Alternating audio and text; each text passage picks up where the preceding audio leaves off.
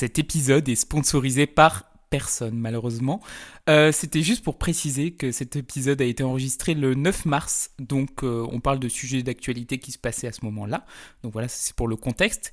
Et ensuite, nous sommes 3 invités autour de la table, mais dans les 20 premières minutes, c'est vrai que Ronan et moi nous accaparons beaucoup la parole, mais à partir de 20 minutes, la parole est mieux distribuée. Voilà, je m'excuse, je vous présente mes excuses pour la gêne occasionnée et vous souhaite une bonne écoute. Ah, et aussi, mon débit de parole pendant mon introduction est vraiment très élevé, donc j'espère que ça reste compréhensible. Comme tu dis, un agriculteur qui est maire, et il y en a beaucoup, ils n'ont pas cette formation-là et on ne peut pas leur demander d'avoir cette formation, donc il faut aussi s'en emparer. Et moi je le redis à ce micro, il faut emparez-vous de ça, présentez-vous dans les petites communes ou même dans les grandes communes, hein. Dans les municipalités, dans les Comcom, il faut qu'il y ait des architectes, c'est super intéressant.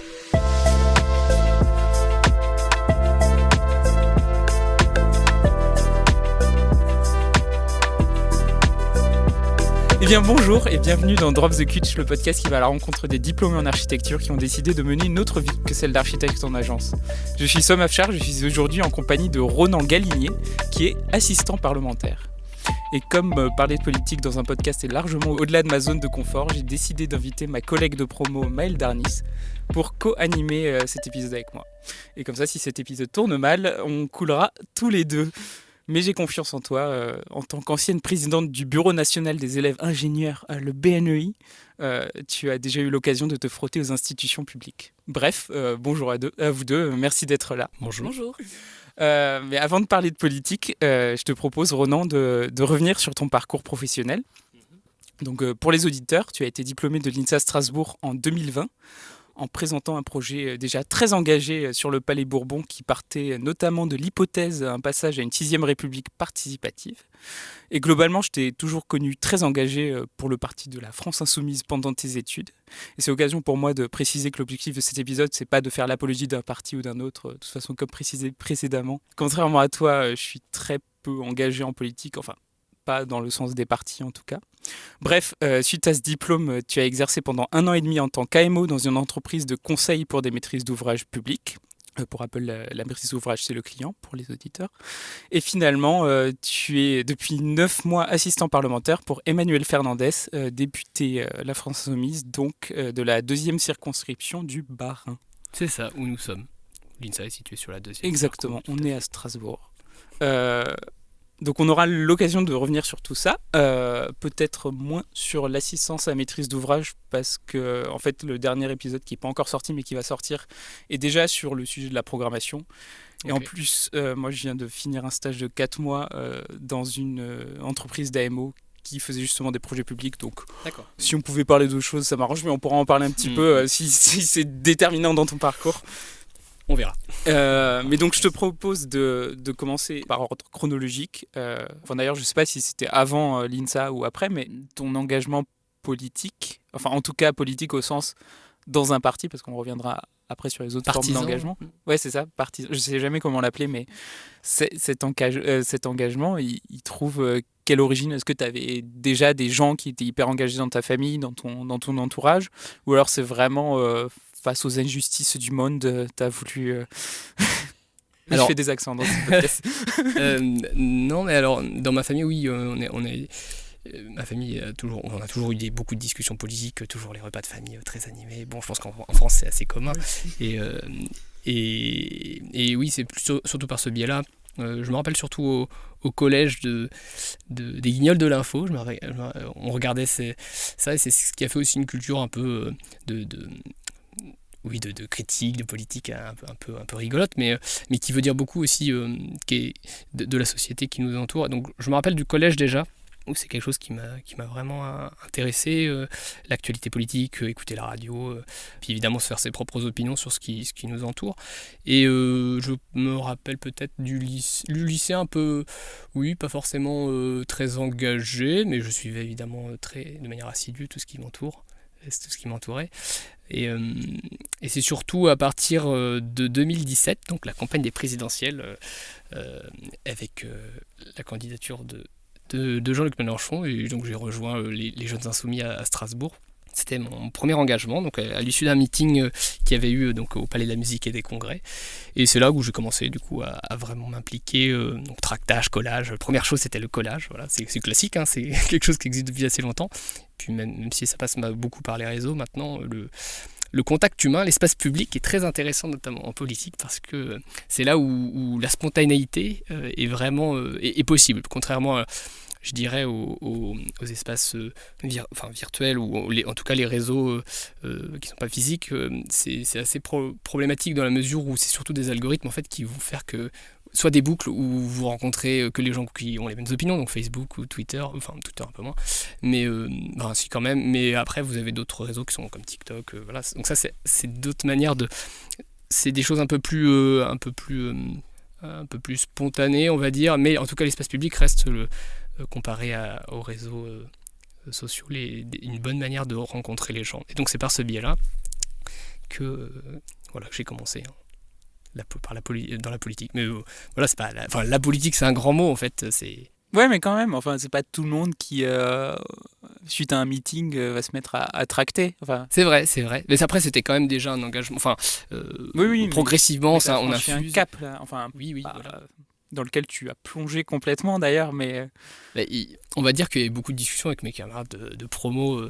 Il y a toujours un petit noyau, quelques personnes qui sont assez intéressées par ça, donc c'est assez stimulant d'en discuter.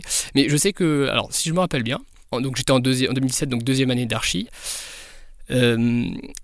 C'était aussi une manière de m'éloigner de l'architecture, parce que je sais qu'on travaille énormément à l'INSA, dans les salles avec toujours les mêmes personnes, la même promo.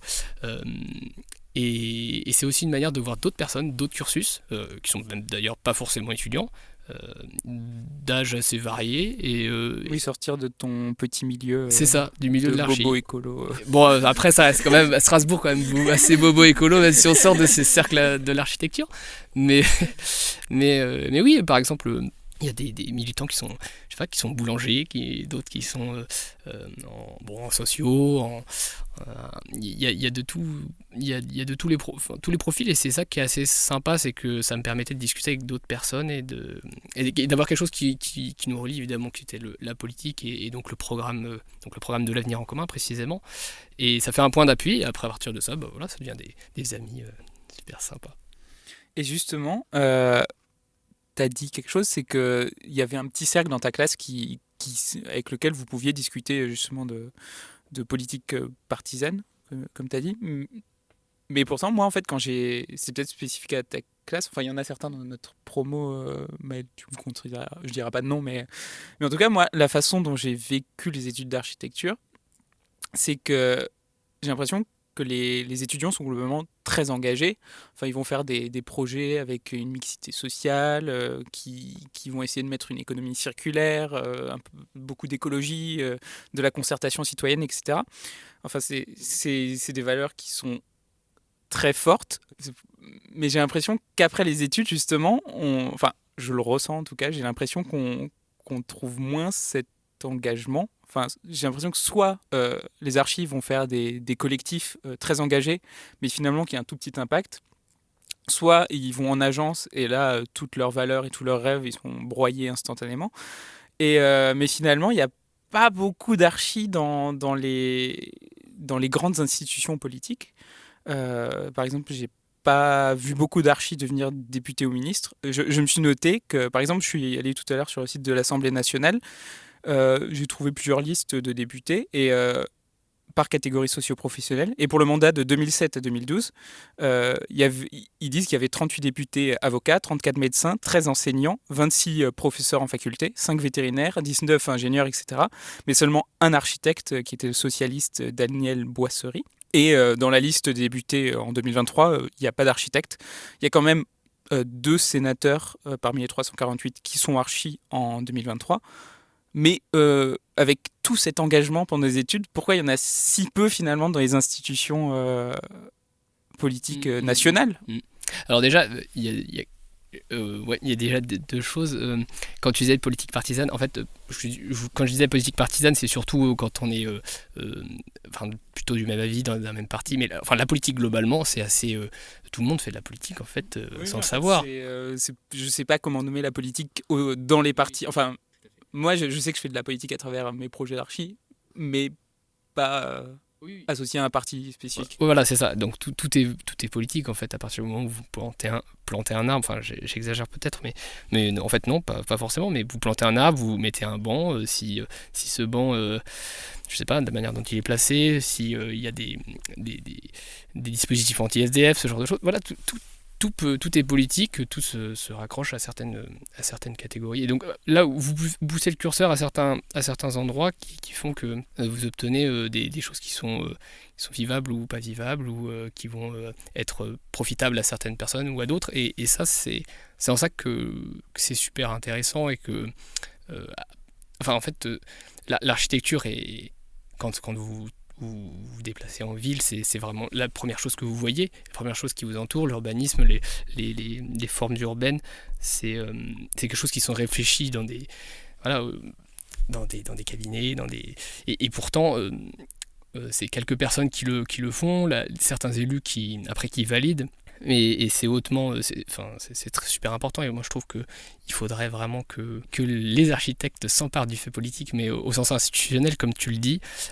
Alors, être député ou sénateur, ça c'est une élection, donc n'importe qui peut prétendre. Je pense que c'est pas forcément la formation qui manque le plus au sein de l'Assemblée, dans la mesure où c'est une catégorie socio-professionnelle qui est déjà bien... Enfin, en tout cas, les cadres supérieurs sont assez bien représentés. C'est plutôt... Oui, mais justement, dans la ventilation des cadres, Tout à fait. Parmi les cadres, on est sous-représenté. Que par définition, leurs études, c'est de réfléchir au cadre de vie de gens, au mode d'habiter des gens. Donc, c'est contrairement à un ingénieur mécanique, par exemple. Ouais, de prime abord. J'ai rien contre les ingénieurs mécaniques.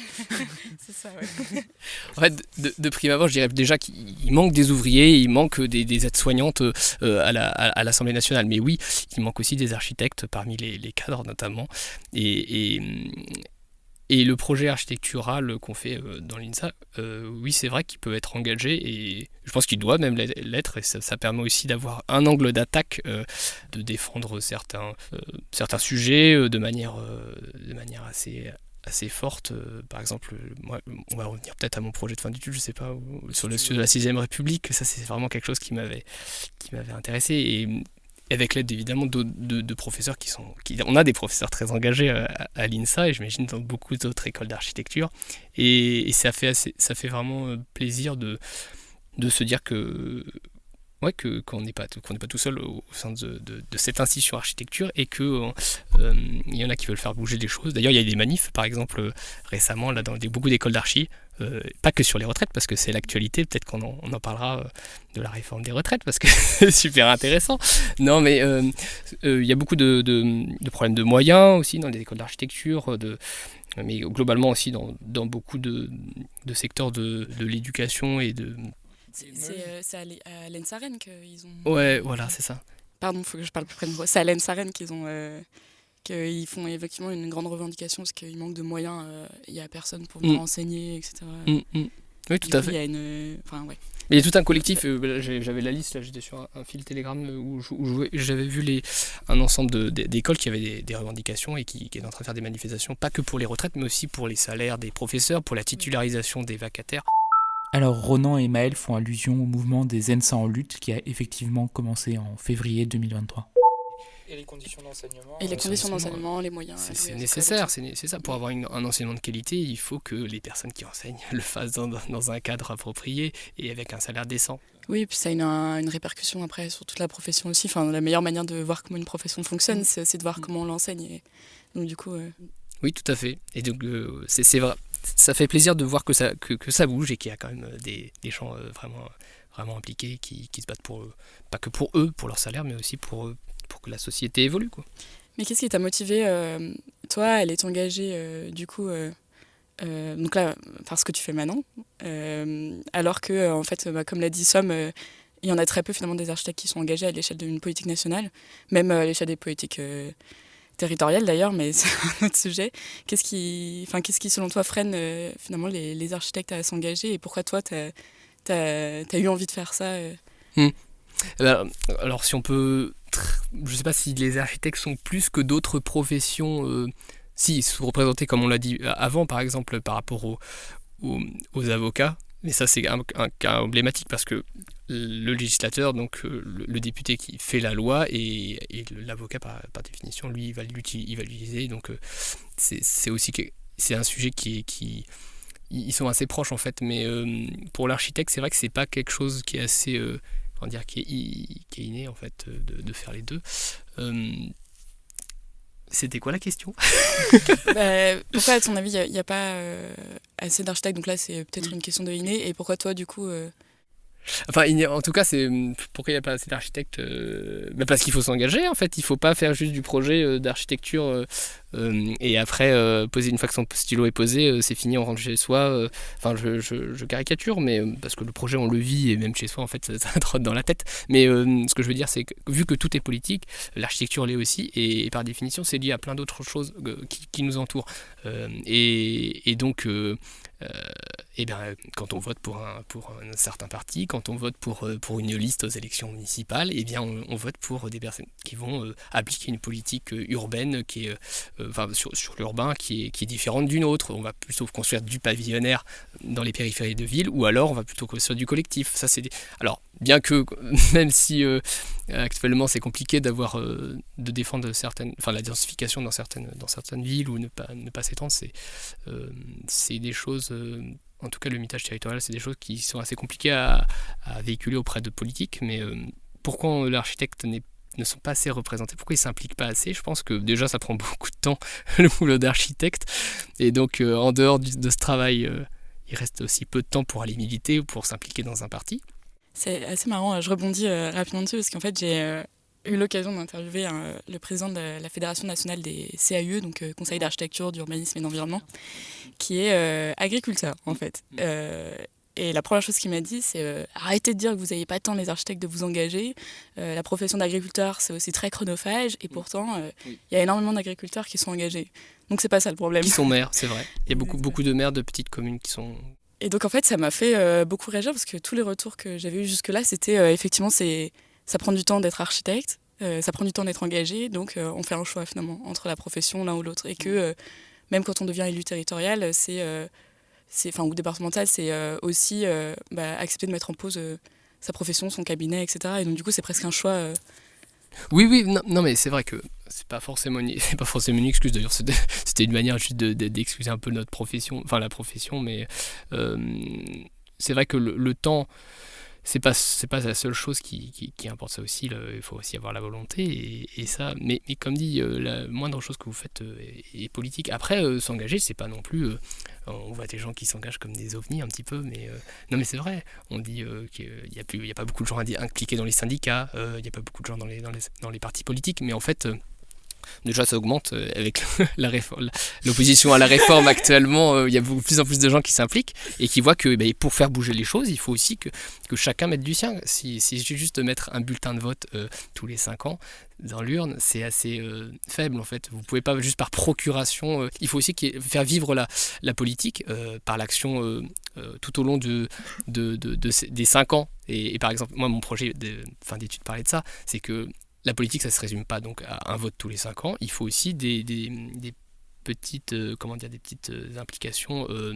Allez, on va dire petites, mais pour moi, ça sera un peu plus que petite. Mais entre ces 5 ans, donc ça peut passer par des référendums, les choses classiques, mais ça passe aussi par tout ce qui est les manifestations, rejoindre un cortège. Ça, c'est pas grand-chose, mais ça peut aussi passer par aider à écrire la loi, rencontrer son député, aller à l'Assemblée nationale pour proposer des amendements à son député. On peut appeler ça du lobbying pour quand c'est des associations ou des groupes qui le proposent, mais chaque citoyen devrait pouvoir vraiment proposer des choses de manière plus régulière. Et donc ça, le cadre législatif ne le permet pas forcément. Mais en tout cas, les partis politiques eux, c'est des cadres actuellement. Le parti politique, c'est ce qui permet d'organiser la politique dans la vie et donc d'influencer clairement sur les politiques publiques. Mais tu vois, bon ça je sais pas si je garderai au montage ou pas comme question, mais c'est des débats que j'ai avec mon frère. C'est que moi justement ma vision de l'engagement, elle est hors des partis et c'est plutôt parce que je suis étudiant aussi, donc j'ai encore l'utopie de pouvoir faire un métier avec du sens.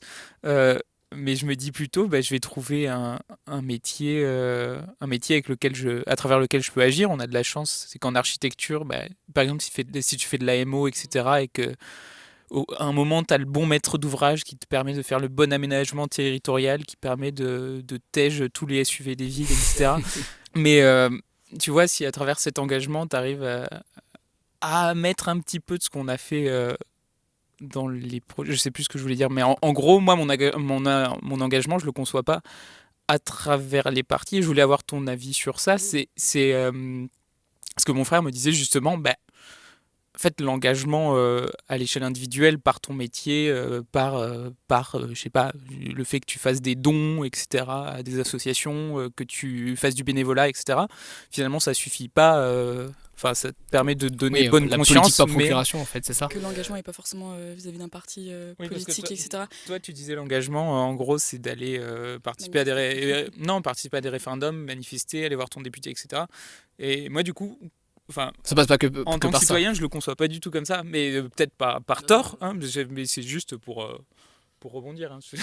Mais d'autant que, en plus avec la vision qu'on a nous du métier d'architecte, on est quand même sur la conception du cadre de vie et de l'espace public. Et donc en fait, ton espace public, il doit pas en tout cas quand tu as un engagement d'une forme de politique, pas forcément partisane, mais à travers l'architecture, il doit censé correspondre à tout le monde, qu'importe le parti. Donc en fait, c'est encore plus moi je trouve que c'est encore plus difficile de me projeter moi aussi dans un engagement partisan ou dans mon métier, parce que mon métier doit être l'espace public. Et déjà des choses comme correspondre à tout le monde, tous les partis prônent pas des choses qui correspondent à tout le monde. Par exemple, l'égalité, ou les choses, c'est défendu plus par certaines familles politiques que d'autres. La liberté plus par d'autres. Enfin, voilà. Après, le triptyque liberté, égalité, fraternité, tout est question de curseur et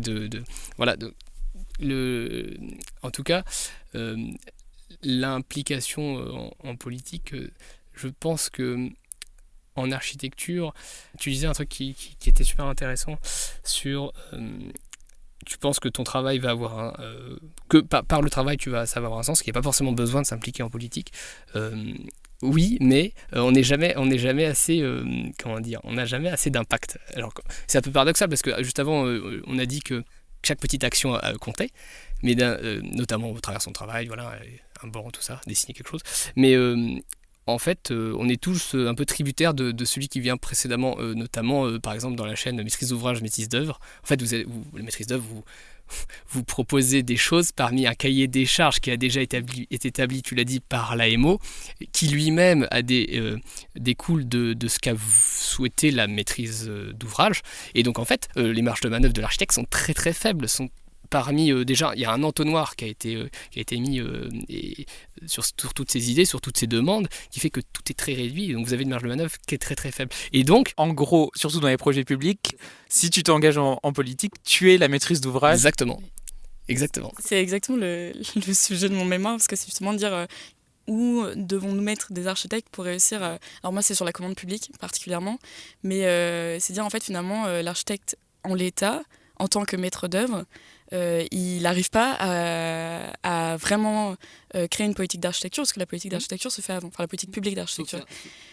Et vas-y. Sauf par exemple ces architectes qui arrivent à imposer parce qu'ils ont une certaine volonté, voilà, où il y a un peu ce mythe de celui qui arrive à proposer le projet qui correspond ou qui va changer les choses. Mais vraiment concrètement...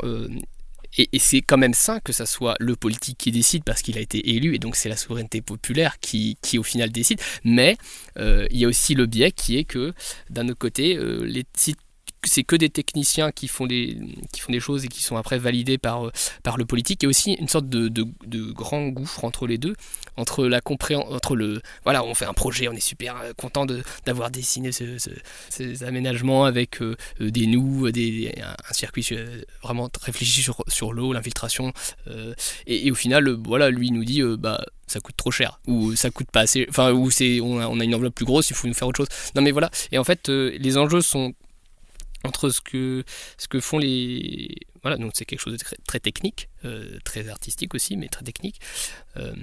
Et il faut que... c'est en ça que c'est intéressant que l'architecte s'engage, c'est qu'il faudrait qu'il y ait à la tête des mairies des maires architectes, parce que ils auront une vision, pour ceux qui le sont, il y en a peut-être en France, j'espère. Oui, il y en a, j'ai eu un retour d'ailleurs d'une ville, je ne sais plus comment ça s'appelle, j'essaierai de retrouver, où justement le maire est un architecte, et donc du coup ça a fait une politique publique incroyable et efficace.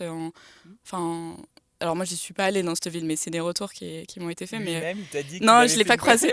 Je l'ai pas croisé moi lui-même. Non, justement, c'est des personnes extérieures qui ont dit mais finalement c'était tellement plus efficace dans les interactions entre les acteurs en fait du projet, du cadre de vie en fait.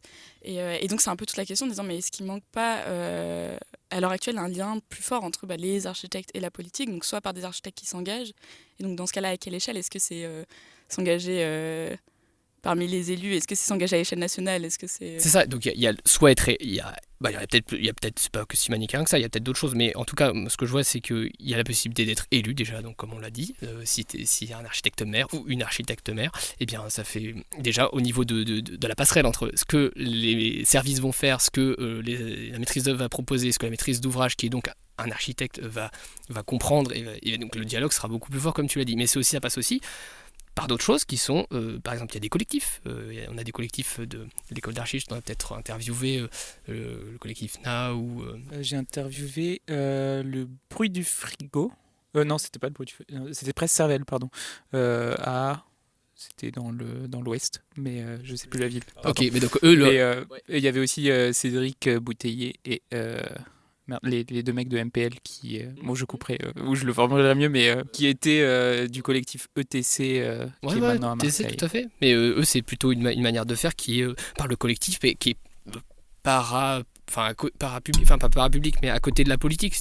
Enfin, c'est politique, mais je veux dire, c'est pas institutionnel, c'est vraiment des collectifs qui vont faire la chose publique, ils vont s'en saisir, ils vont le proposer, ils vont le voir avec les habitants, et ça passe aussi par ça. C'est des choses institutionnelles, des choses non institutionnelles, et je trouve que les deux fonctionnent. Moi, je suis plutôt là pour essayer de vous dire, mais engagez-vous et présentez-vous, il ne faut pas avoir peur, c'est super intéressant.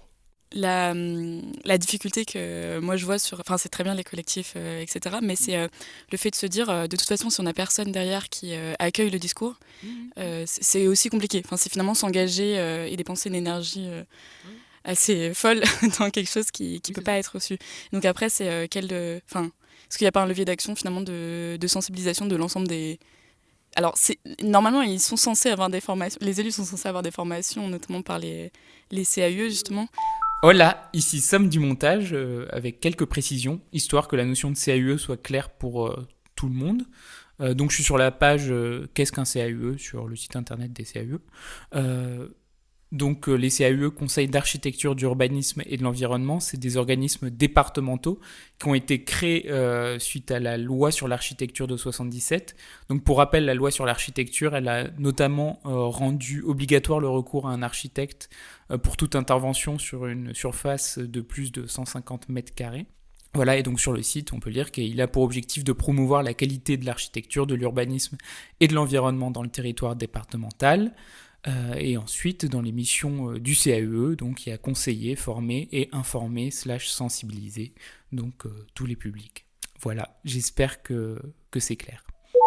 Alors, normalement, ils sont censés avoir des formations, les élus sont censés avoir des formations, notamment par les les CAUE justement sur la qualité architecturale, l'urbanisme, etc. Mais force est de constater qu'à l'heure actuelle, ça fonctionne de manière très inégale déjà. Il n'y a pas beaucoup d'argent aussi mis dans les CAUE, c'est pas quelque chose qui est très valorisé, d'ailleurs on n'en entend pas souvent parler, alors que c'est d'intérêt public, c'est ce qui est marqué dans leur statut. Ouais, mais il n'y a pas de financement des CAUE, mais alors pour ton information, en fait les CAUE sont financés via taxe d'aménagement, donc c'est-à-dire qu'à chaque fois qu'un maire signe un permis de construire, il y a une partie, un pourcentage qui est donné au CAUE.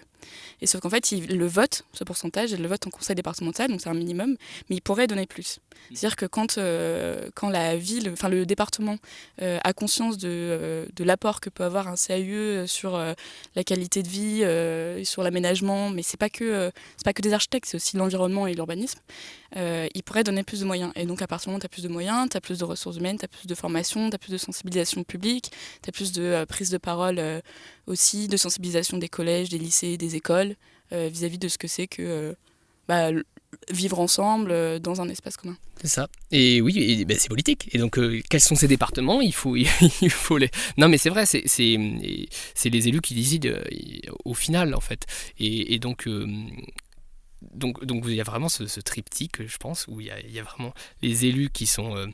si on s'implique en étant architecte, en étant élu, et bien dans ce cas-là, on peut faire bouger les choses. Si on est juste architecte, ce qui est déjà beaucoup, mais on propose des choses à la maîtrise d'ouvrage qui sont engagées, qu'elle retient ou qu'elle retient pas, c'est déjà un pas. Mais il y a aussi, comme tu dis, cette troisième voie qui est le CAUE, qui peut faire la passerelle et qui pallie à certains manques. Donc en fait, ce gouffre est pas non plus obligatoire. On peut le passer grâce au CAUE, mais c'est très peu utilisé en réalité par les maîtrises d'ouvrage et par les mairies. Déjà, il faut qu'elles le connaissent, ce CAUE. C'est ces CAUE parce qu'il y en a un par département. Sauf dans certains départements, il en manque 5, un truc du style. Voilà, faites des CAUE et puis ça fera aussi de nouvelles embauches pour les architectes. Mais c'est assez intéressant parce qu'il y a une question qu'on s'est posée aussi tout à l'heure, mais est-ce que... moi, je connaissais rien de tout ça avant de faire mon mémoire dessus. Donc en fait, c'est se poser la question de dire est-ce que finalement on n'arrive pas à avoir des personnes aussi engagées derrière parce qu'on n'est pas formé sur ça, on n'est pas sensibilisé finalement. Il y a quelques cours peut-être lors de la HMO, donc l'habilitation de maîtrise d'œuvre en son nom propre, mais c'est déjà, tout le monde ne la fait pas et tu peux t'engager sans avoir à monter ton cabinet d'architecture, donc à vouloir passer ton habilitation. Et donc, est-ce que la formation à l'heure actuelle devrait peut-être évoluer pour réussir à... Ah mais ça j'en suis convaincu sur l'évolution des formations, que ça soit à l'INSA ou à si j'entends toutes les personnes que j'ai interviewées, elles veulent toutes faire évoluer la formation dans leur sens. C'est vrai. Plus lié à l'architecture, plus lié... Ah mais il faut qu'il y ait des cours de clairement... sur l'architecture, la politique, c'est nécessaire en tout cas sur vraiment le lien entre maîtrise d'ouvrage et maîtrise d'œuvre, sur quelles sont les passerelles, parce que c'est possible de travailler en étant par exemple à MO et de travailler pour une maîtrise d'ouvrage, mais surtout sur les manques, comme on a dit, de compréhension, ce qui est entre les deux. Mais après, il faut le comprendre. Comme tu dis, un agriculteur qui est maire, et il y en a beaucoup, ils n'ont pas cette formation-là, et on ne peut pas leur demander d'avoir cette formation, donc il faut aussi s'en emparer. Et moi, je le redis à ce micro, il faut emparez-vous de ça, présentez-vous dans des petites communes, ou même dans les grandes communes, hein, dans les municipalités, dans les Comcom, il faut qu'il y ait des architectes. C'est super intéressant, et super important. Je ne sais plus de quoi en parler. Moi, j'ai une question que en fait, j'ai pas... capter encore ce que tu fais à l'heure actuelle. Ouais. Faut faire la transition là. Hein.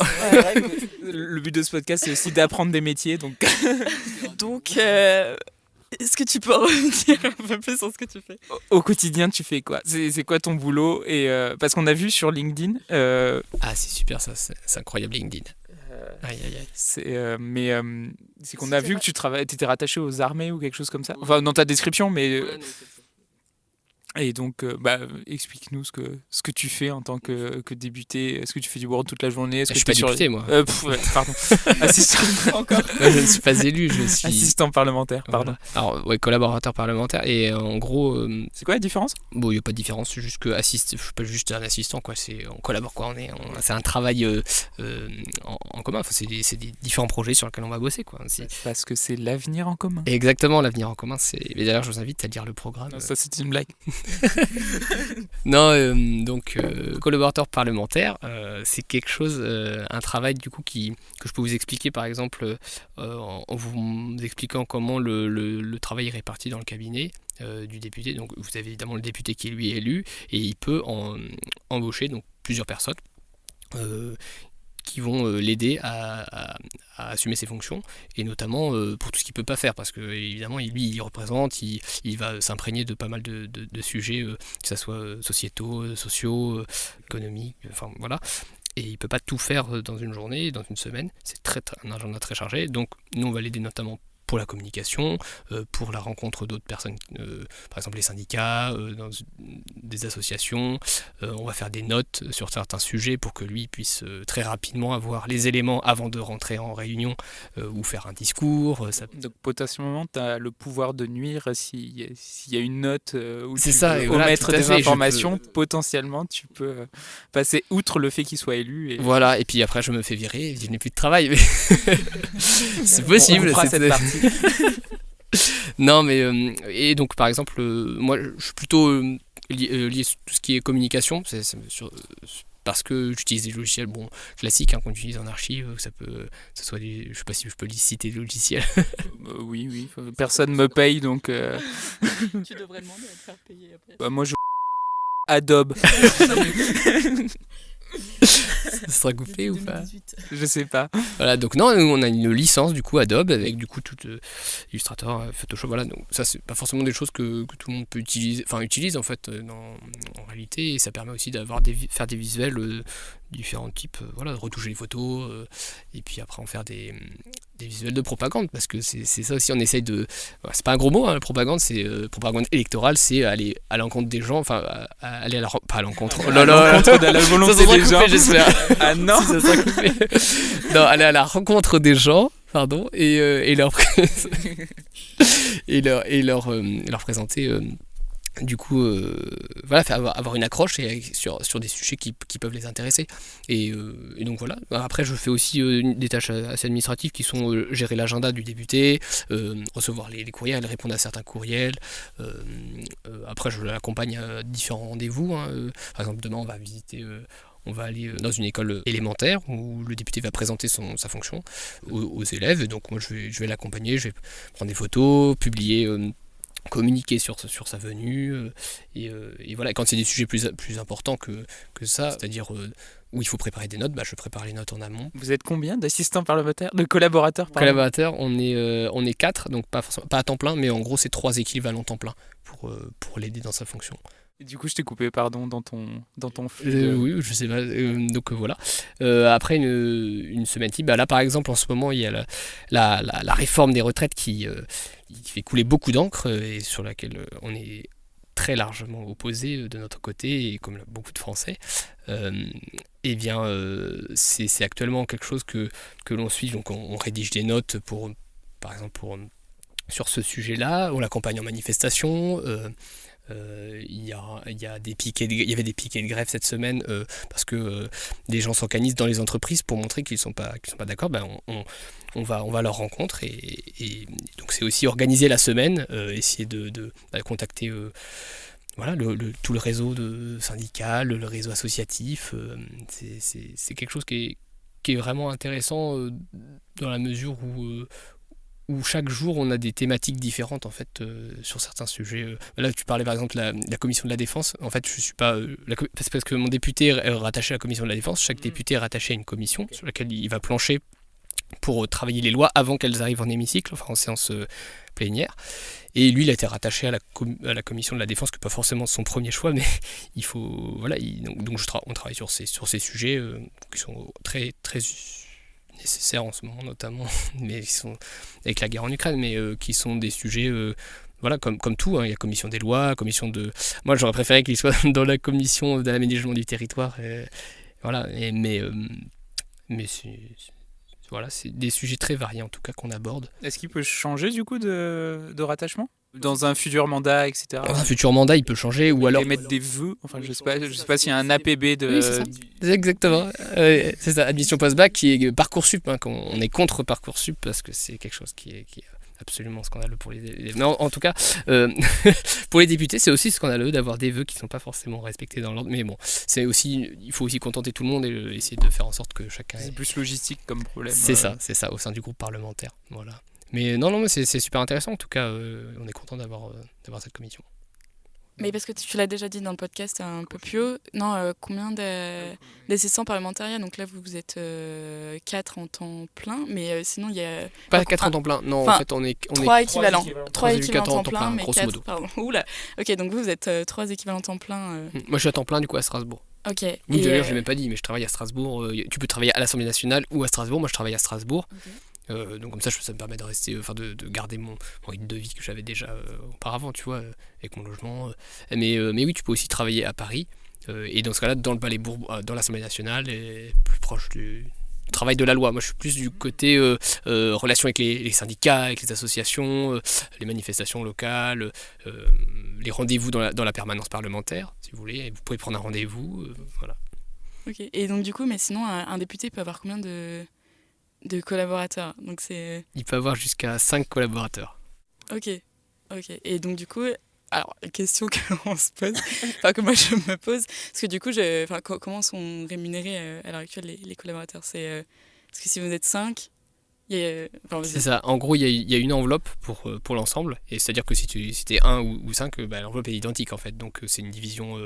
Mais après c'est public, enfin tu peux regarder sur le site de l'Assemblée nationale, je crois que l'enveloppe est de 10 000 euros, et donc tu divises, voilà, nous on est 3 équivalents temps plein, après il y a les cotisations, voilà, donc ça fait... Donc on peut être soit un unique collaborateur parlementaire super bien payé, soit 5 un peu moins. Ok. Et donc du coup, comment t'es devenu collaborateur? Parce que du coup, tu connaissais ton député? Oui, tout à fait. Donc, alors on se connaissait déjà avant, mais moi je m'étais déjà présenté en fait, pareil pour être député sur la circonscription. Moi, je n'ai pas été retenu par les militants en fait qui choisissaient avant les élections qui allaient se présenter. C'était des sortes de primaires internes, tu dirais? Des sortes de primaires internes, voilà, un petit peu. Donc démocratique, tout à fait. On choisit, on décide au consensus. Donc on essaie de convaincre les personnes qui se présentent ne se présentent juste, mais après l'auditoire se réunit, décide qui est à même à quelle personne est à même de porter le programme le plus justement possible. Et donc voilà, c'est Emmanuel qui a été choisi, qui a super bien fait le travail. Et donc pendant la campagne, donc, j'étais son directeur de campagne, où j'ai organisé, c'était un peu les prémices en fait du travail d'assistant parlementaire, de collaborateur, où en gros on organise l'agenda, on organise le travail avec l'ensemble des militants, sur le terrain, à quelle heure on va tracter, où est-ce qu'on va, comment on publie on fait les publications sur les réseaux sociaux et les différentes notes. Donc voilà, et à la suite de ça, donc il a décidé moi je me suis proposé, notamment pour être collaborateur, et il a accepté. C'est le député qui choisit finalement. C'est le député qui choisit, c'est ça. En fait, le député, il est employeur. Okay. C'est un député employeur, c'est un contrat. Alors, je suis pas fonctionnaire, c'est un contrat de droit privé. Et donc voilà, je suis employé par le député. Je sais pas trop comment. Parce qu'en fait, ça m'a fait penser à autre chose plus perso aussi. Mais il y a des anciens engagés au BNUI, notamment, que tu as présenté au début, qui après sont partis ensemble, pareil, faire des campagnes. Pour être sur des listes de mairie, de ville. Et en fait, c'est assez marrant parce que je pense qu'ils ont fait campagne ensemble parce qu'ils s'entendaient très bien et ils travaillaient très bien ensemble. Et donc du coup, j'ai un peu l'impression que c'est quand même un prérequis de base en disant mais si tu veux t'engager comme ça, donc, à côté d'un député, c'est quand même... parce qu'il faut que tu le connaisses vraiment bien avant, ou est-ce que ça arrive que tu aies des gens qui se connaissent pas du tout et qui finalement s'engagent quand même ensemble? Alors, a priori, tu partages des valeurs. Oui, c'est ça. Déjà, tu parles. C'est aussi une clause du contrat de travail. En fait, c'est assez spécifique. Mais si le député n'a plus confiance, il peut nous licencier sans justification. Enfin, pas juste qu'il n'a plus confiance. Donc, c'est aussi. Il faut aussi avoir une proximité. Évidemment, la proximité politique, d'être du même parti, c'est mieux. Oui, ou en tout cas. Oui, moi, c'était plus au-delà du politique, mais s'engager. En fait, tu vas quand même suivre et travailler. Vraiment côte à côte avec quelqu'un, il faut aussi que tu t'entendes bien avec la personne, même caractériellement, même si tu as les mêmes valeurs politiques, ça suffit pas forcément. Oui, mais ça c'est valable dans tous les domaines. Si tu veux t'associer avec quelqu'un, c'est vaut mieux s'entendre bien avec lui et partager les mêmes valeurs aussi. Après, ce que tu veux dire, si c'est pour accéder au poste, par exemple, c'est pas forcément la seule manière. Tu peux postuler. Il y a beaucoup de personnes, par exemple, qui viennent de Sciences Po. C'est le gros vivier, en fait, pour les assistants parlementaires, en général. Et c'est des personnes qui ont des formations dans ce domaine-là. Après, il n'y a pas il n'y a pas de formation pour être collaborateur parlementaire. En fait, c'est quelque chose qui s'apprend sur le tas. C'est comme l'AMO, en fait. Non, mais c'est vrai. Par exemple, en étant directeur de campagne, en gérant les agendas, enfin tout ce qu'on a dit précédemment, ça permet déjà de se former à ce que ça va être. Ma question, c'était pas forcément sur le est-ce qu'il faut. Mais c'est plus. Est-ce que c'est nécessaire pour que ça fonctionne bien de connaître son député avant de s'engager avec lui? C'est quand même mieux. Donc ça veut dire. Oui, c'est mieux parce que, en fait, c'est rien que des détails. Vu que le temps est très compté aussi, il faut vraiment savoir quels sont ses objectifs. Donc évidemment, connaître ce qu'il a envie de travailler plus que d'autres, certains sujets qu'il privilégie plutôt que d'autres, pour éviter de faire fausse route en fait, ou de perdre du temps sur, par exemple, je sais pas, j'ai pas forcément d'exemple là, mais en tout cas sur des publications, faut avoir être suffisamment autonome, savoir ce qu'il aurait dit, parce qu'on est aussi la voix du député, c'est-à-dire qu'il peut pas tout écrire non plus. C'est-à-dire que lui, après, il appose un peu son sceau au député, mais c'est nous c'est les petites mains en fait des collaborateurs parlementaires qui faisons un gros travail aussi. Voilà. C'est comme une agence d'archives finalement. Il y a les petites mains qui travaillent à la fin. Oui. Mais en fait, le travail est assez varié. C'est un mix entre. Ça peut être. Il y a aussi de l'administration, hein, tu sais, gérer des courriels, des choses un peu récurrentes, tu vois. Ça peut être un peu chiant, hein, c'est sûr. Certaines parties le fait que ce soit certaines choses répétitives, mais au final, comme dit, les sujets sont tellement variés. Moi je fais aussi de la communication, je fais des visuels, j'ai aussi pas mal de latitude aussi sur inventer des choses un peu marrantes, que ça reste quand même sérieux, mais pour essayer de diffuser, de valoriser un travail parlementaire sur les questions au gouvernement par exemple, ou des lettres envoyées à d'autres politiques, d'autres responsables de collectivités pour faire avancer un sujet. On peut pas présenter juste une lettre sur un réseau social, par exemple, il faut aussi faire un visuel, ce genre de choses. Donc ça peut laisser de la latitude en termes de communication qui est assez intéressante. Voilà. Et donc c'est varié, le travail est super varié. Vraiment, ça me fait penser à l'AMO, où il y a des petits moments de détente qui sont faire un schéma fonctionnel. Oui, voilà, c'est ça, exactement. T'as tout compris. Moi, je préfère les faisabilités quand même. Oui, les faisabilités, j'en ai fait qu'une seule, mais c'est sûr que c'était pas ma cam de faire de l'Excel ou du Word. Bon, ça, c'est un autre débat. Moi, j'ai une question sur... c'est quoi tes ambitions, du coup après, l'idée, c'est de... qu'est-ce que t'as envie de faire plus tard? Par la suite, pas forcément de choix ou de décisions qui sont arrêtés, mais en tout cas, le travail de collaborateur parlementaire, déjà, il dure... En moyenne, c'est ce qu'on dit, il dure à peu près 2 ans parce que c'est épuisant en fait en termes de rythme et d'implication. Mais moi j'aimerais bien que ça dure plus longtemps pour moi. Mais une fois que par exemple si le mandat s'arrête à un moment donné, s'il y a une dissolution ou si mon député n'est pas réélu, à ce moment-là, évidemment il faut trouver un autre emploi. Et donc qu'est-ce que ça pourrait être? Est-ce que je retourne en AMO? Je ne sais pas. Est-ce que je ne pense pas. Non, pas forcément, mais ou en architecture, en fait, ça me manque de dessiner, de concevoir. Ça me manque un petit peu. Mais je sais pas, j'ai pas forcément de choses. C'est pas encore arrêté. Non, franchement, j'ai pas de. C'est bien parce que tu as répondu à ma prochaine question qui était plus en disant est-ce que ça te manque pas justement d'être en architecture et est-ce que tu arriverais à trouver quelque chose qui permet de concilier à la fois la partie donc là que tu viens de dire artistique qui te manque un peu et ton engagement que finalement tu n'as pas l'air de vouloir lâcher parce que c'est quelque chose qui tient vraiment très à cœur des gens. Donc je sais pas comment on trouve quelque chose, un métier qui permet de concilier à la fois l'architecture et l'engagement. Qu'est-ce qui te... Je pose pas la question pour moi du tout. Question tout à fait simple. Ça peut aussi, c'est vrai, concilier les deux, ça peut être aussi être élu directement et puis, et puis faire changer les choses soi-même. Moi, je m'étais présenté, notamment aux élections départementales ou aux élections municipales aussi sur la liste à Strasbourg. Mais c'est quelque chose, oui, pourquoi pas se représenter, mais après en termes de travail, parce que évidemment être élu c'est pas un travail, c'est un mandat, donc c'est totalement différent. Vous n'avez pas un contrat de travail, c'est pas la même chose. C'est un mandat que vous donne le peuple et après qui est restitué à la fin de l'échéance. C'est un travail dans le sens où, en gros, ça te permet de vivre pendant la durée du mandat. Mais après, il y a beaucoup de... C'est travail dans le sens occupation. Ouais, ce qui prend beaucoup de temps d'ailleurs. Mais il y a des élus qui gardent leur métier quand même. Exactement, c'est ce que j'allais dire. Ouais, tout à fait.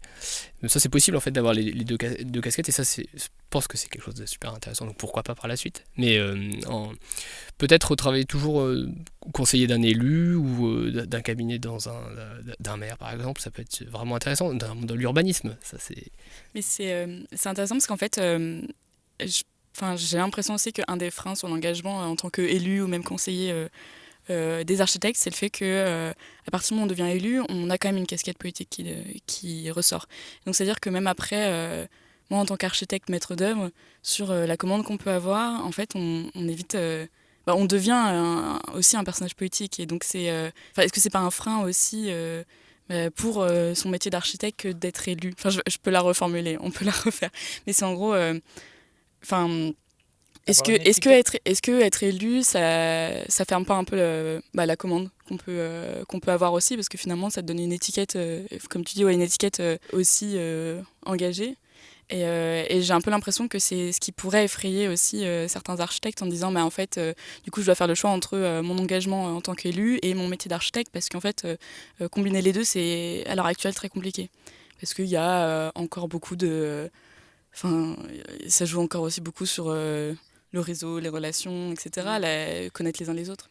Après, si tu as la même étiquette que ton maire, ça pose moins de problèmes. Enfin, j'ai entendu des histoires de maire PCF et d'un archi PCF, du coup, qui récoltait tous les mandats, en gros. Et que... Oui, après, voilà, la diversité politique est assez importante en France, donc je comprends... Enfin, je vois pas en quoi ça pourrait freiner l'activité d'un architecte. Alors, ça dépend si tu parles architecte à son compte ou dans une entreprise et que ça peut te porter préjudice. Là, j'imaginais à son compte, mais... Oui, à son compte, parce que normalement, dans une entreprise, l'employeur n'a pas à tenir compte de ton appartenance politique, comme religieuse, comme... voilà. C'est ce qui est normal, parce que c'est de l'ordre de...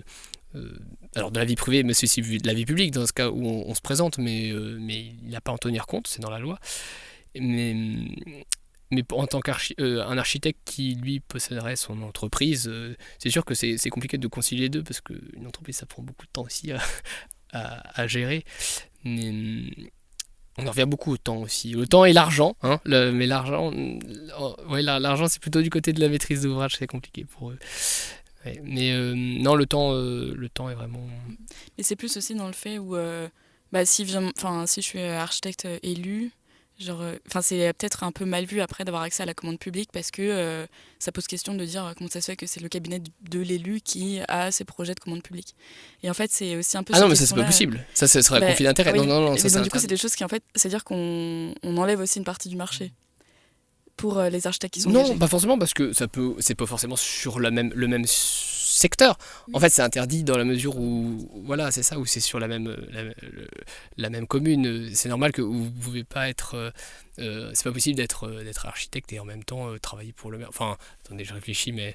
d'être élu en tout cas et de répondre à son propre... Non, ça c'est pas possible, je pense pas. Maîtrise d'œuvre et maîtrise d'ouvrage doivent être séparés, mais donc du coup, quand on est élu départemental, ça enlève sur une grande partie du territoire où potentiellement on a oui, c'est vrai. La sphère d'influence de notre agence. Soyez maire, c'est déjà bien. Ou ayez une agence à rayonnement national, histoire de pouvoir aller faire des projets autre part. Si, ouais, voilà. Mais après, les départements n'ont pas... Si, il peut y avoir de la commande publique dans les départements, mais dans les collèges notamment, par exemple. Mais bon, je pense pas que ça soit vraiment un frein en fait. Après, il y a toujours les projets privés de toute façon. Enfin, oui, voilà. D'un point de vue des projets publics, mais oui. Enfin, la majorité des agences que j'ai faites, ils faisaient des projets pour des privés quand même. Oui, donc ça pose pas forcément de problème. Tant mieux, ça enlève un cliché. Ça t'enlève une épine du pied. Est-ce que tu voulais poser d'autres questions? Moi, je peux poser une question. Oui. Vous êtes allé aux manifestations cette semaine Alors, moi, je vais répondre un truc très très con. Ça, je vais le couper complètement au montage. Ah bah non, C'est- quand je pose des questions, Moi, coupe, je le couperai pas au montage, mais de manière assez pessimiste. Depuis que je suis tout petit, on me répète que j'aurai pas de retraite, donc je me suis dit, bon, j'ai accepté ce fait. Mais non, mais puis, Oui. si tu pars dans ce système-là, peut-être que faut penser à ses parents, par exemple, ou à ses grands-parents qui sont pas à la retraite, ça peut arriver aussi. Et il faut toujours penser aux autres, toujours avant T'es en soi-même. train de me piéger là. Eh oui, mais oui. J'ai pas signé pour ça. Rebonjour, ici Somme du montage. Juste pour vous prévenir que là j'ai fait une grosse coupe dans l'enregistrement parce que avec Maël et Ronan on est parti sur plein de sujets, on a beaucoup digressé. Donc voilà, j'ai repris l'enregistrement au moment où Ronan embranchait sur un nouveau sujet. Voilà, j'espère que ça dérangera pas trop votre écoute et je vous souhaite une bonne suite d'épisodes. Oui, bah du coup, ça me fait penser à quelque chose. Je sais pas forcément en réponse, mais je rebondis sur quelque chose On a beaucoup abordé le fait que il fallait que les architectes s'impliquent et s'engagent en politique, et notamment dans les collectivités locales.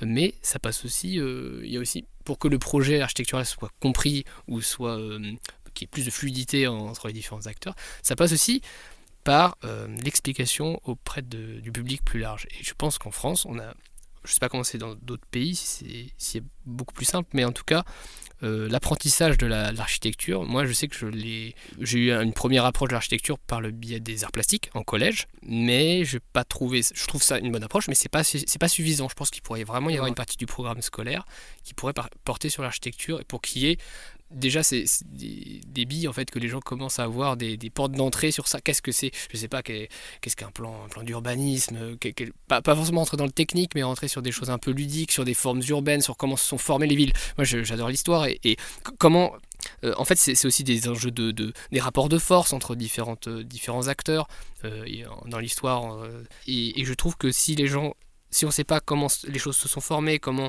qu'est-ce qu'un projet d'architecture, quels sont qu'est-ce qu'un architecte, qu'est-ce que fait un architecte en fait, quelles sont ses limites dans un projet. C'est pas juste une façade. Il y a beaucoup de gens qui pensent que l'architecture c'est une façade et qu'il y a des architectes d'intérieur, enfin, comme s'il y avait une opposition entre l'intérieur et l'extérieur. Et non, mais vraiment apprendre les choses, ou en tout cas pas forcément dans les écoles d'ailleurs, ça passe aussi par des collectifs, ça peut être des collectifs, ça peut être une mission de service public qui va expliquer aux gens qu'est-ce que l'espace public, et comment on se l'approprie. Je trouve que c'est un aspect en tout cas de la diffusion de la connaissance de l'architecture est beaucoup trop réservé à l'architecte, et je pense que résoudre le problème du gouffre entre les sachants, les architectes, et les élus ou le peuple, j'englobe tout le monde, c'est-à-dire les personnes qui ne sont pas architectes, eh bien, ça passe aussi justement par cet apprentissage. Théoriquement, dans certaines villes, c'est un tout petit levier, mais par exemple à Strasbourg, il y a le 5e lieu, qui est, je sais plus comment on appelle ça, les maisons de... Pas de mais... les maisons d'architecture. Ouais, oui, il y a les maisons de l'architecture dans certaines régions, mais le 5e lieu, c'est un truc à part, c'est... Ici, somme du montage à la rouscousse, parce que là, ça me crispe de m'entendre galérer. En fait, je voulais parler des SIAP, les centres d'interprétation de l'architecture et du patrimoine. Oui, mais ça par exemple, c'est super, hein, les musées, les espaces de culture, mais on sait très bien que c'est réservé, même si c'est accessible à tout le monde, on sait très bien que c'est une certaine catégorie de la population qui pratique le centre-ville, qui pratique les espaces urbains où il y a ces musées-là, les touristes qui vont venir. Oui. Tout le monde n'est pas touriste aussi et ne pratique pas la ville de Paris. Qu'à partir du moment où il y a la structure, on peut à partir de là développer quelque chose et potentiellement faire des collaborations avec des écoles, je sais pas. D'ailleurs, mes structures, alors beaucoup en architecture, les structures, on fonctionne beaucoup par le bâtiment, mais les structures c'est aussi du fluide, enfin des entités qui existent. Alors du coup, peut-être que le 5e lieu en tant qu'entité pourrait aussi se décentraliser et aller dans les quartiers. Peut-être que ça existe déjà, hein, ils ont peut-être des missions d'information ou des choses assez didactiques peut-être avec le public. Mais c'est aussi le rôle du CAE pour moi, et les CAE pour moi il faudrait mettre le paquet. Alors si un jour on arrive au pouvoir, je l'espère, et bientôt j'espère, je pense que les CAE devraient avoir c'est très important, une mission. Ils ont la mission en fait d'explication, mais il faut vraiment mettre les moyens là-dedans et qu'il y ait un maximum de personnes. Et pas que, franchement, pas que en centre-ville, pas que dans les quartiers qui sont déjà très favorisés. Enfin, il faut aller en périphérie, il faut aller pas que dans les villes, enfin pas que dans l'urbain, mais aussi dans le périurbain. Et Dieu sait que le périurbain, on a besoin que ça soit modifié, que ça soit changé. Et les habitudes, elles changent pas d'un coup. Et l'éducation, c'est quelque chose c'est sur le long terme. C'est un ou le premier poste de dépense de l'État, et il devrait y avoir de l'architecture et de l'urbanisme. Et pourtant, quand on voit l'état des écoles, on se dit, Oui. c'est déjà un premier, c'est ça, c'est une première mauvaise image. Exactement. Oui. Enfin, ça dépend où. Centre-ville, vous n'êtes pas non plus. Non, oui, d'accord, mais quartier, c'est vrai que prioritaire en termes d'architecture, je pense. Il devrait y avoir des quartiers prioritaires architecturalement, je sais pas, où on devrait vraiment. Mais ça existe, hein, enfin, je veux dire, il y a l'ANA, il y a l'ANRU qui rénove ça, mais du point de vue des bâtiments publics, c'est vrai que ça donne une mauvaise image et une mauvaise approche de l'architecture, comme tu dis. Mais ça, c'est assez. En fait, c'est un peu une conséquence de quand l'architecture était rattachée à chaque ministère, quand il n'y avait pas de direction d'architecture. Donc avant, j'ai plus la date, mais peut-être dans les années 50, quelque chose comme ça, où en fait chaque ministère était en charge de ses constructions. Ce qui fait que certains ministères mettaient énormément de moyens dans leur construction. C'est pour ça que tout ce qui est les bâtiments militaires, c'est vraiment des beaux bâtiments. Tout ce qui est rattaché aux hôtels de poste dans les villes, c'est toujours les plus beaux bâtiments. Et que tout ce qui était rattaché à l'éducation nationale, c'était des bâtiments qui étaient de piètre qualité. Et donc en fait, c'est aussi intéressant de se rendre compte que ça avait des conséquences. Enfin, ça a des conséquences maintenant aussi sur la politique de l'architecture qu'on a eue il y a des dizaines d'années. Et donc là, maintenant, le fait d'avoir sorti cette architecture-là, peut-être que l'idée, c'est de pouvoir réussir à s'assurer d'une qualité architecturale un peu dans tout. Mais je trouve ça aussi assez intéressant, en fait, de se rendre compte maintenant que ça... pour moi, la meilleure manière aussi de sensibiliser les jeunes et la population globale sur les bienfaits des espaces bien pensés, c'est de vivre dans un espace bien pensé, c'est clair. C'est exactement ça. Et quand on regarde tout sous le prisme de l'argent, le problème, c'est que c'est pas la qualité, ou c'est pas la qualité architecturale qui prime. Alors, du coup, ça refait le lien avec l'AMO, mais c'est vrai que c'est un critère qui, quand je travaillais dedans, prenait beaucoup trop de temps, beaucoup trop de place dedans. Et l'argent prenait beaucoup trop de place en termes de sélection du projet, comparé à la qualité architecturale et à d'autres sujets qui étaient réponse aux besoins programmatiques qui sont évidemment nécessaires. Et ça vient aussi du fait que l'AMO, qui est assez récente au final, c'est quelque chose qui est apparu dans les années 80, je crois, je ne sais plus exactement. Je ne sais plus exactement la date, mais en tout cas, c'est pas forcément des architectes qui le font maintenant. Alors que c'est une partie intégrante du projet d'architecture. Alors évidemment, c'est compliqué de conseiller la maîtrise d'ouvrage et d'être soi-même maîtrise d'œuvre, parce qu'on peut évidemment, il peut y avoir conflit d'intérêts. Donc ça aussi nous bloque dans certains projets, si on est maîtrise d'œuvre. Mais c'est pour moi, ça devrait revenir aux architectes. Oui, parce qu'à l'heure actuelle, en fait, c'est assez frustrant de se rendre compte que pour faire un métier d'architecte en tant que maîtrise d'œuvre, il faut faire 5 ou 6 ans d'études. Là où pour être AMO, en fait, tout le monde peut s'improviser AMO. Et donc, alors je crois qu'il y a quand même des cursus, des DUT mais ou 2 ans. Pas du tout être architecte. C'est possible. Ah oui, tout à fait. Et finalement, en fait, de conseiller quelque chose sur oui. la qualité architecturale, alors que tu n'as pas fait d'études. Exactement. Mais pourtant, on a les architectes qui rêveraient d'avoir des opportunités de travail. Mais oui, mais c'est un problème. Et je pense que c'est pour ça qu'il faut des architectes partout. Il faut infuser dans la société, mais surtout aussi dans les métiers connexes de l'architecture et du projet urbain. Mais tu posais la question tout à l'heure en disant je sais pas trop comment c'est dans les autres pays et tout. Enfin, tu posais pas la question, mais t'en parlais. Et en fait, c'est vrai que moi, j'ai un peu l'impression, je sais pas si c'est quelque chose que vous ressentez aussi. On est un plus en débat là. C'est plus des questions, c'est une table ronde. C'est une table ronde. L'architecture, à l'heure actuelle, elle est encore... elle est en France, elle est très imprégnée encore de la culture artistique, ce qui fait qu'on a peut-être moins de crédibilité que les architectes des pays voisins, où en fait ils ont un accès à la commande à partir de... il n'y a pas de seuil sur les mètres carrés de maisons individuelles, et c'est dans la culture qu'à partir du moment où je veux construire quelque chose, je vais prendre un architecte. là où en France, c'est encore... Et c'est là que c'est intéressant pour les archis de connaître l'histoire justement de l'archi et de savoir cette histoire des beaux-arts, que l'archi dépendait de l'Académie des beaux-arts, puis ça s'est transformé en Académie de l'architecture, etc. Enfin, de comprendre toute cette historique. Mais... Bah, c'est surtout que là, on comprend que ça dépend beaucoup des lobbies qui sont pas architectes, en fait. Quand on parle de seuil, enfin, c'est pratiquement, tu disais qu'il n'y avait pas de seuil dans certains pays, c'est pas qu'il n'y a pas de seuil, c'est qu'il y a une obligation d'avoir un architecte. Donc en fait, là où il y a un seuil, c'est qu'il y a un loup, c'est que en fait, on veut exclure les architectes d'une partie de la commande publique, ou de la commande privée et publique, pardon. Mais c'est parce qu'historiquement, justement, avant qu'il y ait cette histoire des 150 mètres carrés... qui a été diminué, non? Non, c'était 180, c'est maintenant 150. 170, c'est passé à 150, mais les mètres carrés sont plus comptés de la même manière, donc c'est à peu près équivalent. Mais en fait, c'était une période, enfin, moi je l'avais compris dans mon mémoire, c'était une période où les archis étaient en train de perdre tout leur marché face aux constructeurs, les gens faisaient juste appel à des entrepreneurs, ou alors les ingénieurs des ponts et chaussées qui s'occupaient de tous les ouvrages d'art, etc. Et les archis commençaient à paniquer un petit peu. Et, oui, mais voilà, là, c'est pour ça qu'il faut comprendre l'histoire. La politique, c'est aussi entre le fort et le faible, c'est quand même la loi qui protège le faible. Et le but, ça serait aussi de rééquilibrer un peu tout ça et de faire en sorte que les architectes aient accès à, on va parler en termes de marché et tout ça, mais oui, à un marché de la construction privée beaucoup plus important qu'actuellement. Et c'est pas normal qu'un constructeur qui n'a jamais fait qui n'a aucune notion architecturale, on va pas se mentir, non mais c'est vrai, ou qui copie, mais d'ailleurs maintenant ça pose vraiment la question avec l'intelligence artificielle et voilà, c'est ça, les générations. L'architecture paramétrique, générative, etc. qui s'appuient. C'est ça, s'il n'y a pas une réflexion derrière aussi sur pourquoi on fait ça, essayer d'aller voir les... Ouais, pas perdre la contextualisation de l'architecture. Ouais, c'est ça. J'ai une dernière question, pas forcément pour ce soir, mais du coup, pour te faire réfléchir en avance. C'est aussi dans les combats sur les lois que les architectes ont menées. Moi, dans tous mes entretiens, il y a un peu eu le reproche en disant mais en fait, les architectes, vous manquez d'organisation.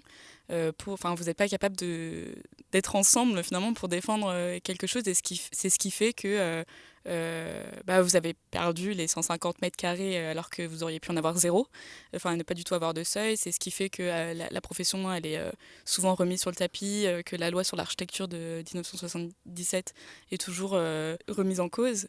Et sauf qu'à l'inverse, quand on dit oui, mais faire un corporatisme d'architecte, c'est peut-être pas forcément aussi... ça peut être mal vu.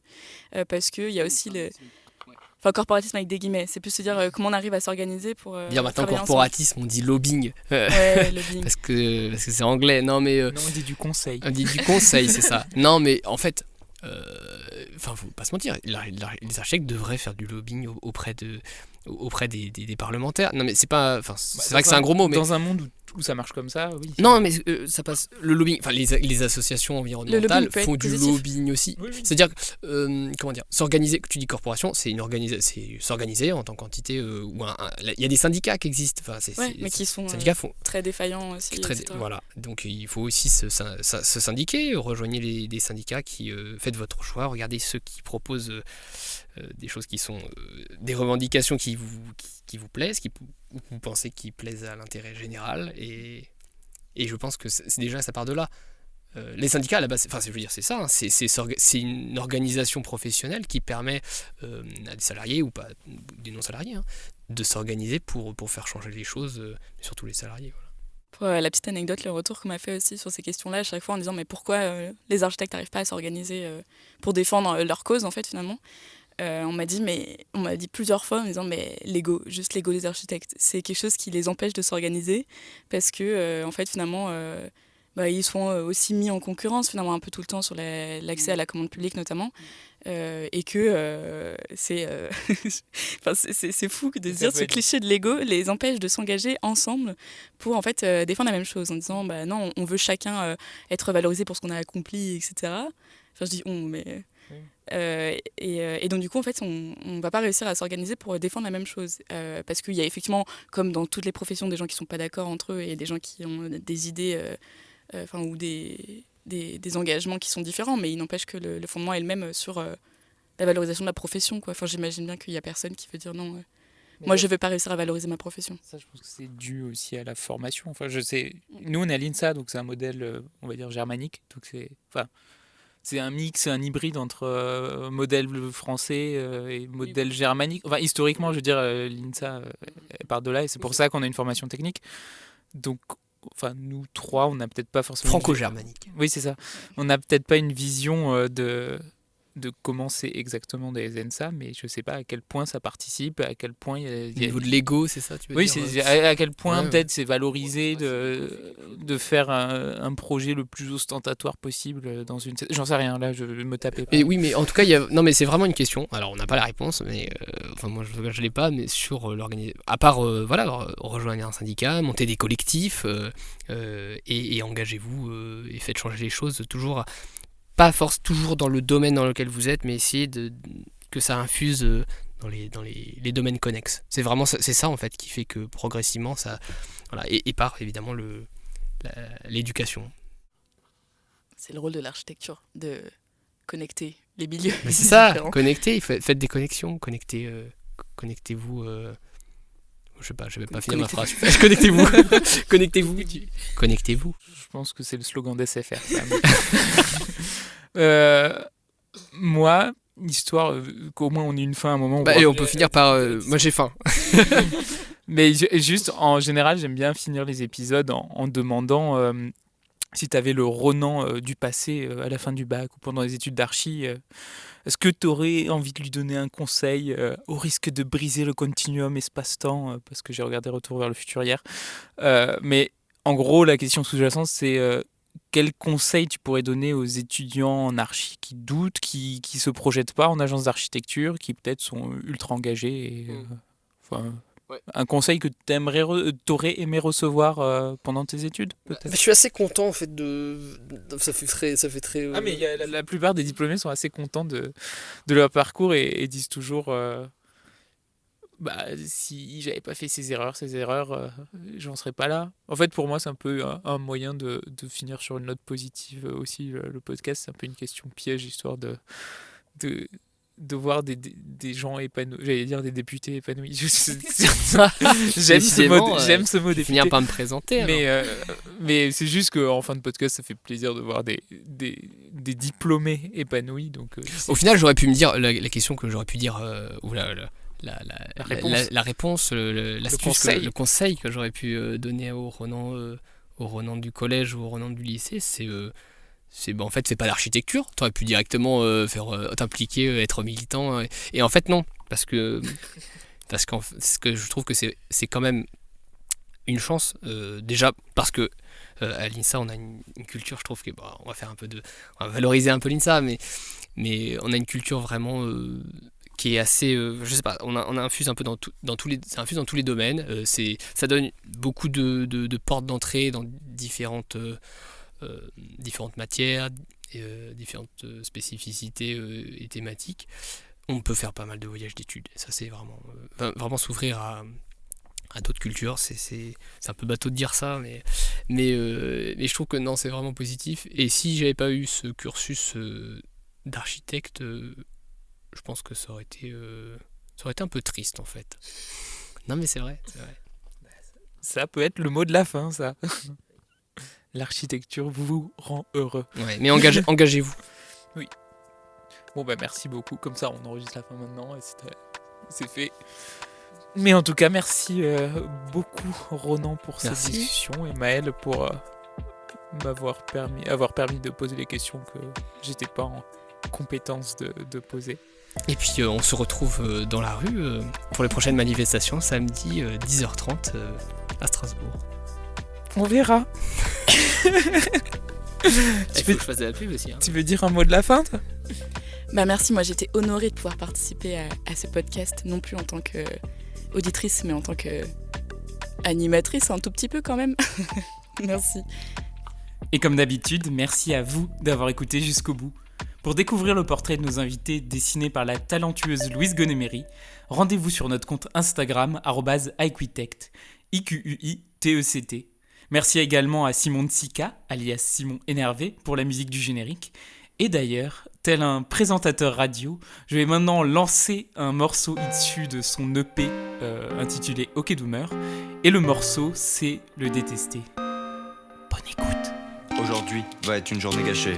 Déjà 9h30 et je veux presser la gâchette. T'arrives à peine que je veux m'arracher ou t'exploser la face à coups de machette. Marre de ta gueule de merde, marre. Tu me fous la gerbe, personne ne peut t'encadrer. Même ton père aveugle ne veut pas ton portrait. Les banquiers sont tous des gens bien. Pour se faire de la thune, il suffit d'être malin. C'est pas si grave une mise en examen. J'endure ton discours tous les matins.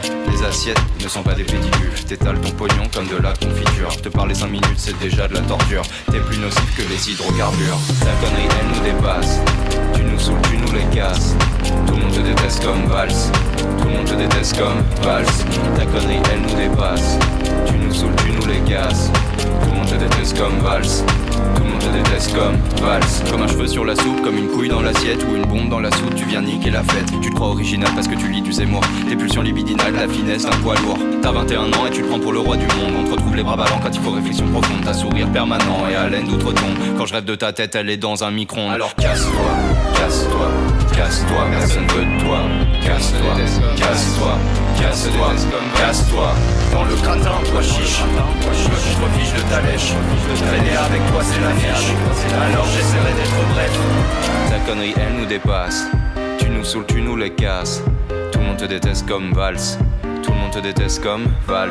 Ta connerie elle nous dépasse. Tu nous saoules, tu nous les casses. Tout le monde te déteste comme Valls.